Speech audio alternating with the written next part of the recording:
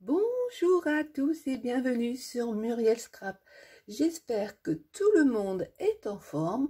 Aujourd'hui, on se retrouve pour un tuto cadeau très facile à faire. Il s'agit d'un classique. C'est la boîte porte-crayon, comme ceci. Vous voyez, elle est en creux pour que le crayon tienne bien. Bien sûr, vous pourrez adapter la taille en fonction des crayons que vous voulez mettre à l'intérieur. Mais là, moi, j'ai fait une taille pour des crayons assez classiques. C'est très facile et rapide à faire. Alors, ça vous tente? Allez, c'est parti.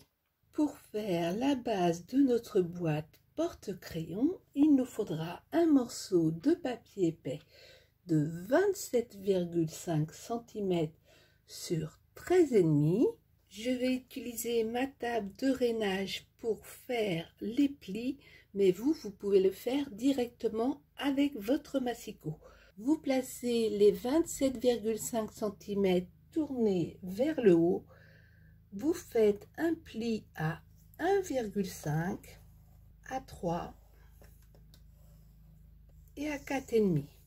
Vous retournez complètement votre feuille et vous faites à nouveau un pli à 1,5,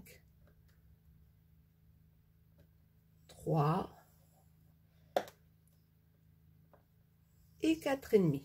Vous retournez d'un quart de tour, vous faites un pli tout le long à 1,5,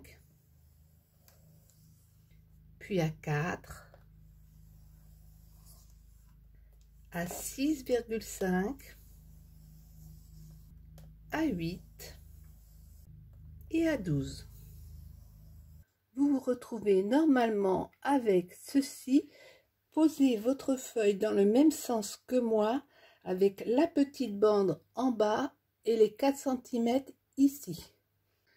Comme d'habitude, vous retrouverez les gabarits sur Facebook, sur Muriel Scrap, le groupe. On a donc tracé tous nos plis verticaux et horizontaux. On va maintenant supprimer toutes les parties grises. Vous coupez ici jusqu'au pli et vous retirez les 3 carrés. Vous coupez sur le pli suivant.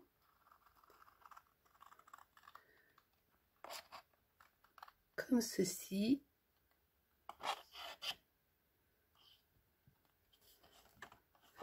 Vous retournez votre feuille et vous coupez sur le 3e pli et vous obtenez donc ceci. On fait la même chose de l'autre côté. On coupe sur le 3e pli jusqu'au 1er pli. On retourne d'un quart de tour et on coupe nos 3 carrés. On coupe jusqu'au 3e pli. On retourne d'un quart de tour. On s'aligne sur le 3e pli en partant de la droite et on coupe pour faire tomber le rectangle. Vous positionnez votre feuille comme ceci. Vous alignez votre règle au niveau du 1er pli en haut et vous faites un repère à 1,5. Vous alignez ensuite votre règle sur le 3e pli et vous faites à nouveau un repère à 1,5. On fait la même chose de l'autre côté, un repère à 1,5 sur le 1er pli et un repère à 1,5 sur le 3e pli. Ensuite, vous alignez bien votre règle sur vos 2 repères. Vous prenez un cutter et vous coupez entre les plis, comme ceci. On fait la même chose de l'autre côté.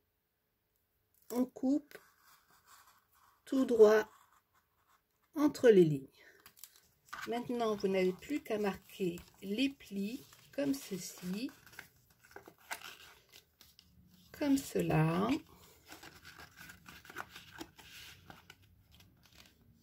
Le suivant, pareil. Attention au niveau du pli où il y a nos coupures.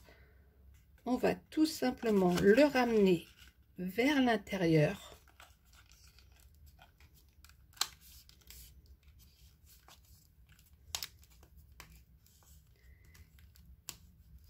Et marquer le pli comme ceci. Et le dernier, on le ramène comme cela. Quand on glisse les deux bords l'un sur l'autre, on obtient ceci. Vous marquez les plis des petites languettes de façon à obtenir ceci. On les redéplie. Si vous avez une perforatrice d'angle, vous pouvez arrondir les angles. Comme ceci. La base de votre boîte est presque faite. Vous prenez cette languette,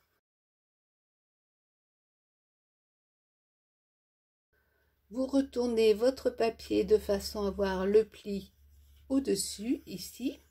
Vous mettez du double face sur la languette ici. Vous retirez la protection et vous venez tout simplement coller comme ceci. Pour finir votre boîte, vous avez juste à placer votre languette dans la fente.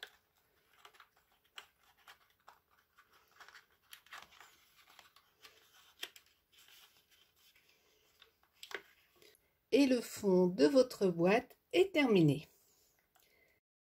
Pour faire la ceinture, nous aurons besoin d'un morceau de papier épais de 18,6 cm sur 13,8.